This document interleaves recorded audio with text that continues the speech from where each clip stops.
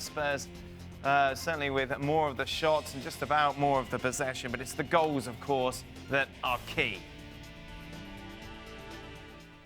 Well, Craig.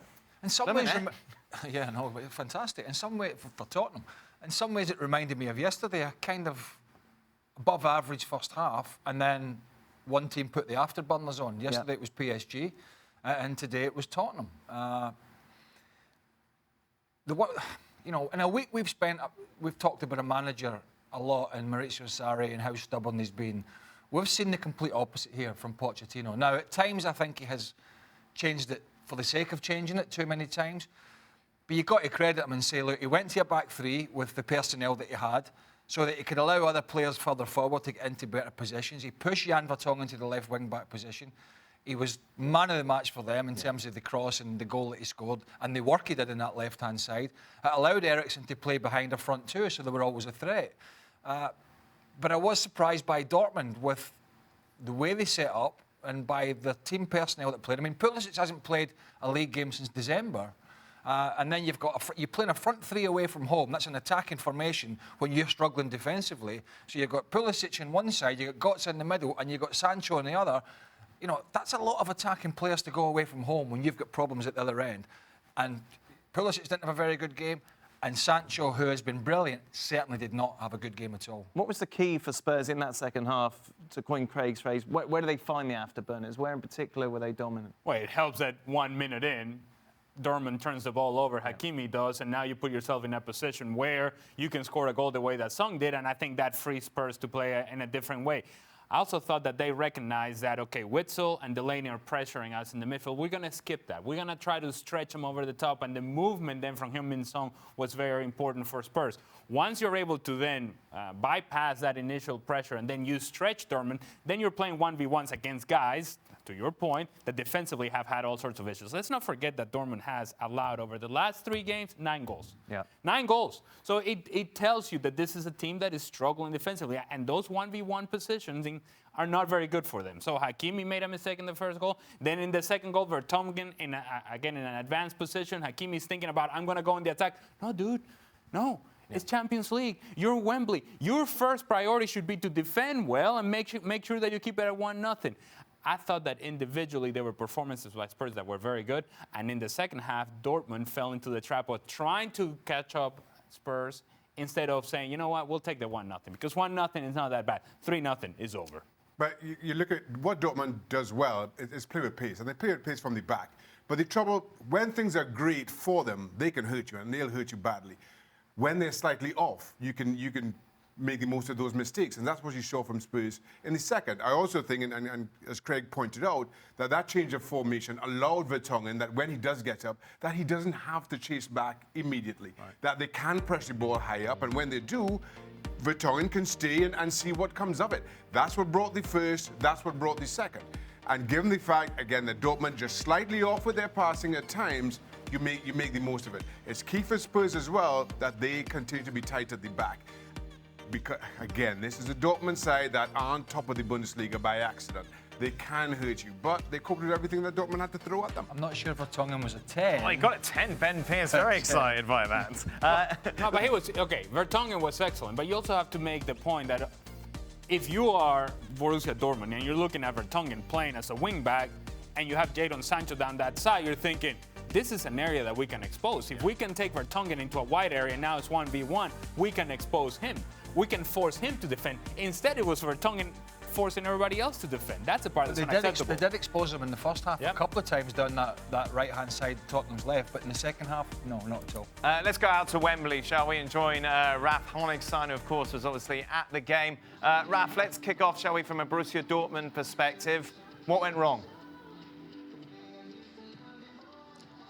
I was reminded watching this of something that Sven-Göran Eriksson used to say, the England manager at the time. He used to always come up, or often with that line, first half, good. Second half, not so good. And that's maybe an understatement because it, of course, completely collapsed. And the reason why that happened is because Spurs realized this Dortmund team on the ball, really good. They're creating problems for us in our own half. Well, let's not give them the time. Let's just play 20 meters higher up the pitch, squeeze the space. They don't really have anyone up front to run behind us. Götze is not quick enough. And Dortmund, through their own fault and through a bit of pushing from Spurs from the offset, gave the ball away. Hakimi, 2 terrible mistakes, and of course compounded by Schmelz's awful attempt to head the ball for the 3-0. And suddenly you don't find you don't even understand why you've lost that game 3-0 going on the first half, but Dortmund really caved in the second. Raf, continuing this now, obviously, from a Spurs perspective, they seem to get everything right, though, in the second half.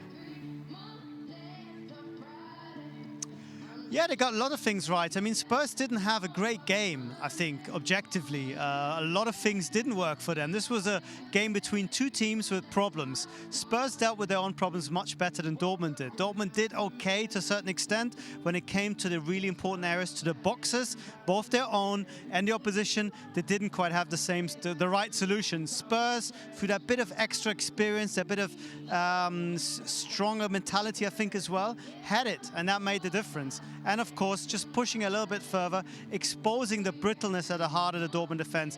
This is a Dortmund back 4 that never played together before, that's been, you know, moving people around, centre-backs, full-backs, changing positions. No one really quite happy where they were, and Hakimi having an off night. And the result was a game that's probably beyond salvation, unfortunately, from the German league leaders. He did have an off night, but he is naturally a left back, and he's been playing great. So I wouldn't expect him to be as good going forward from that position, but as Ali was saying, I would certainly expect him to be switched on defensively at the back post, because that's his job. That is bread and butter. To the point Raf was talking about both the teams had problems. Clearly Dortmund's problems were at the back.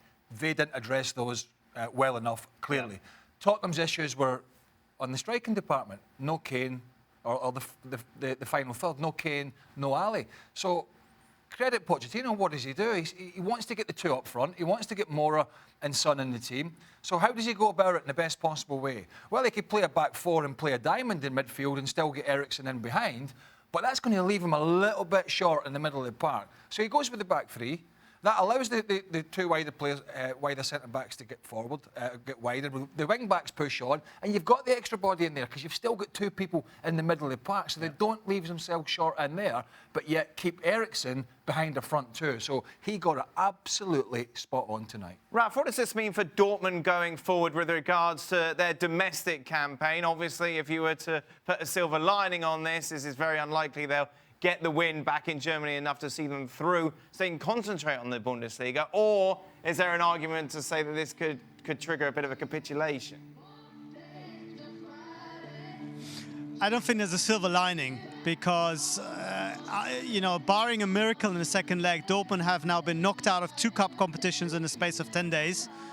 In the cup against Werder Bremen at home. Here, I think the tie is all but over. And in the Bundesliga, they dropped a couple of points, after being 3-0 up against Hoffenheim. So, you know, if you're worried about a wobble at all, this is not a good time of having it. And especially conceding 9 goals in 3 games, it's not great. I think still that their lead at the top is just about comfortable enough for them not to now panic and completely lose their way. But this is a kind of result that I think just will make everyone just wonder, you know, how good are we really? Why have we made these mistakes? And I think you have to ask some questions about Lucien Favre as well, because when Pochettino realized things weren't working out in the first half, he made a couple of changes, not really big ones, subtle ones, but it made a big difference. Favre kind of just waited and waited and waited, made very late substitutions, and didn't really help his team, who were struggling out there. So I think just another sort of smallish point to this, but one that adds to the sense that Dortmund really didn't do themselves justice here tonight. There is, of course, the derogatory term, Shaka, that we use for Tottenham Hotspur on occasion, which is Spursy, where they give you that hope and then take it away. No. But on this occasion. No. Surely they can't muck this up. No, I just don't see that happening. And yes, Spurs do have that history. You don't have to look too far back to realize that. But I thought, as scathing as we've been about Borussia Dortmund, I think at the same time you have to look at what Spurs did, and in particular at the back, where I thought they coped with Dortmund's pace and their threat and all the good things that we've been saying about Dortmund over the last few months, didn't really trouble Spurs all that much. Yes, I know they had a couple of opportunities. Pulisic maybe could have done better. But I thought Spurs coped with what they had, what everything Dortmund threw at them. I expect them to go and do exactly that for 90 minutes. In Dortmund, three goals is a hell of a head start. And The third one killed it. Yeah, the Llorente off the bench, the header. With 2 weeks, you could have seen. You yeah. still sit a little bit nervously, Yeah. but three, no, no. And the other side of the coin is, you talk about Dortmund, and this is a wobble for them domestically, and now obviously this is a huge result going against them. That's when you learn about your players. You got to get Julian Weigl and Marco Reus to come back. That's a big bonus for them. But that's when you learn about your squad. The top of the Bundesliga, the gap is narrowing. They now look as if they're out of the Champions League.